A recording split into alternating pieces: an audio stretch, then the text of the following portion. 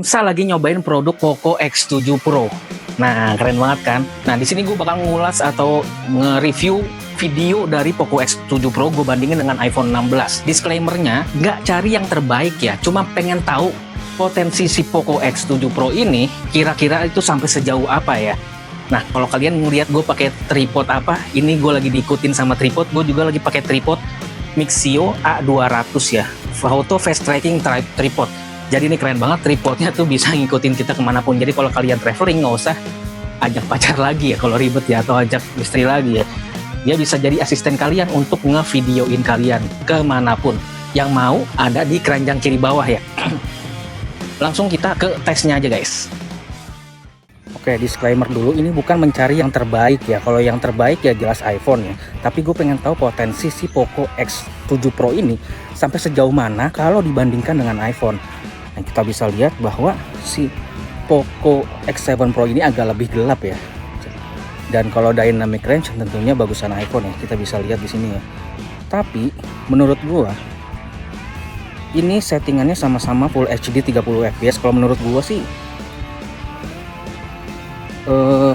untuk kulit gue lebih suka si Poco X7 sih.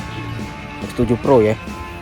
Ini di dynamic range-nya hampir mirip-mirip ya.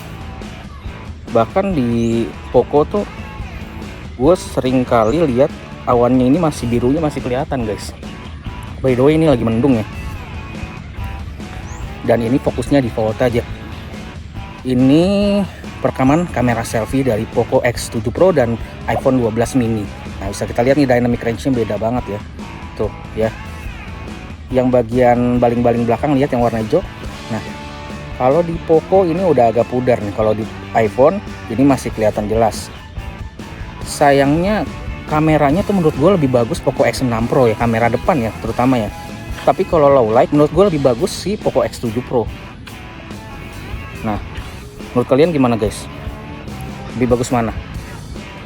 Tapi tetap beberapa sisi di beberapa kesempatan gitu ya, si Poco X7 Pro ini kelihatan awannya guys. Dan awannya ini jadi biru padahal ini lagi mendung ya. Tuh, lihat ya. Ini kita lagi mendung guys. Jadi menurut gua agak aneh juga si Poco X7 Pro warnanya ya. Oke, ini perekaman 4K 60 fps dari iPhone sama dari Poco X7 Pro. Dynamic range-nya tentunya hampir mirip loh guys, ini dynamic range-nya ya. Dan stabilisasi tuh untuk Poco X7 Pro nggak sejitter Poco X6 Pro ya. Tapi kalau dibandingin sama iPhone ini lebih natural menurut gua. Oke, ini sama-sama perekaman di 4K 60 fps. Kita lihat ya. Pohon. Nah, dynamic range-nya nih yang berasa banget nih, tuh lihat ya. Di Poco X7 Pro lebih bagus Poco X6 Pro loh guys kalau dynamic range guys. Kalau 4K 60 fps menurut gua si Poco X7 Pro ini nggak kalah loh sama iPhone 12 mini. Walaupun iPhone 12 mini tuh sama sensornya kayak iPhone 12 basic gitu ya. Warnanya tuh mirip-mirip, yang keren tuh warnanya mirip guys sama iPhone. Padahal iPhone 12 aja tuh masih secondnya masih mahal. Karena dia kan emang X flagship. Di sini yang menurut gua oke sih warnanya. Tuh ya. Stabilisasinya menurut gue sama-sama aja sih. Kurang lebih sama-sama aja. Nah, kalian lihat tembok yang ada grafitinya tuh guys. Lebih cakep di Poco X7 Pro ya. Detailnya ya. Lihat.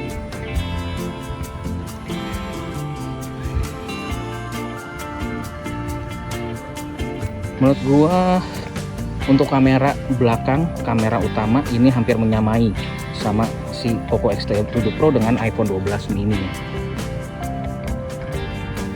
Nah, kita bawa jalan. Nah, stabilisasinya gini guys.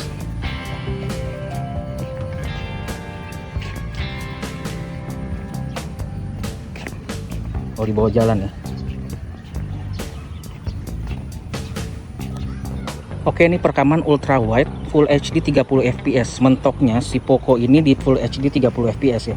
Kalau gue lihat di sini iPhone tuh agak lebih luas ya dibanding si Poco X7 Pro ya. Tapi untuk warna dynamic range ini masih bagus guys.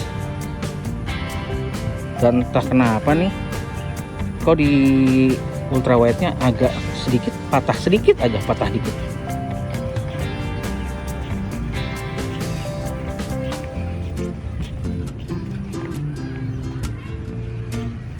Keren sih. Dan lagi-lagi ya, kalau warna awan dynamic range gue lebih suka si iPhone 12.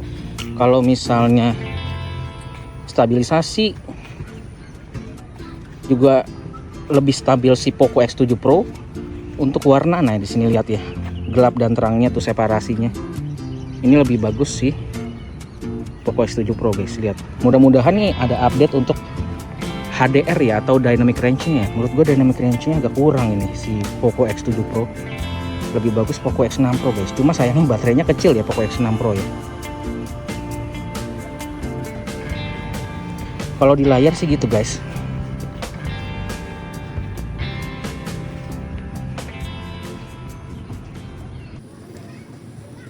Oke.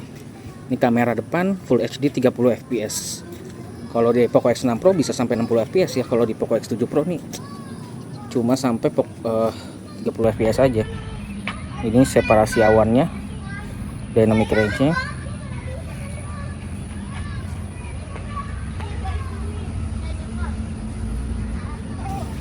Kamera utama di mode sinematik Full HD 30 fps dan stabil. Keren banget sih. Mode sinematik stabil. Jadi si Poco X7 Pro ini punya mode sinematik dan stabil guys. Biasanya di Android 4 juta, 5 juta kayak Vivo, Oppo punya juga mode sinematik yang blur-blur gitu tapi nggak stabil. Di selfie cam ini stabil. Di ultra wide stabil, di kamera utama juga stabil untuk mode sinematiknya. Dan dia dapat di Full HD 30 fps, bukan di HD ya. Biasanya kalau di Android murah tuh dapatnya HD doang, mode sinematik blur gitu ya. Tapi kalau di Poco X7 Pro ini dapat Full HD 30 fps stabil. Itu 3 kata kunci yang menurut gua keren banget sih. Biasanya lu dapat 3 kata kunci tersebut itu di iPhone 13 guys. Itu minimal iPhone 13 guys. Ini ultra wide di mode sinematik Full HD Nah ini 30 untuk fps. ultra wide nya juga kan stabil kan. Ini mode sinematik juga guys. Wow. Kerennya Poco X7 nih, kalau nonton konser ini bisa dual video. Jadi ekspresi lu dapet dan apa yang di panggung itu juga dapet. Dual videonya ini juga stabil. Lihat ya, ini stabil. Gue sembari jalan cuma megang pakai tangan aja ya, nggak pakai tongsis, nggak pakai gimbal. Gila keren banget cuy. Dan ini bisa diganti-ganti ya cuy. Nah bisa kayak gini juga guys. Jadi muka kita yang gede ya. Gokil ya, ini stabil dan ini Full HD 30 fps. Gua terkagum-kagum sih karena beberapa fitur kayak cinematic mode, blur mode itu bisa di Full HD 30 fps. Dual video itu bisa 30 fps Full HD dan stabil. Ini yang kerennya tuh stabil Full HD 30 fps di fitur-fiturnya. Jadi tuh gimana ya, keren cuy. Biasanya tuh kalau cinematic blur itu nggak stabil. Kalau di Poco X7 Pro ini stabil. Keren banget sih.